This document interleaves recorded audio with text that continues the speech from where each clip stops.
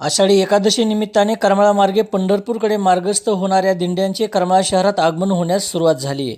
त्यामुळे शहर परिसरात सध्या वारकरी मंडळींची लगबग दिसून येत आहे. अहिल्यानगर, नाशिक, जालना, जळगाव, बीड, छत्रपती संभाजीनगर या जिल्ह्यातील अनेक लहान मोठ्या दिंड्या या करमाळा मार्गे पंढरपूरकडे जातात. करमाळा ते पंढरपूर हे साधारणतः 90 किलोमीटर अंतर आहे. करमाळा येथून निघाल्यास पायी जाणाऱ्या दिंड्यांना पंढरपूर परिसरात पोहोचण्यास 6 ते 7 दिवसाचा कालावधी लागतो.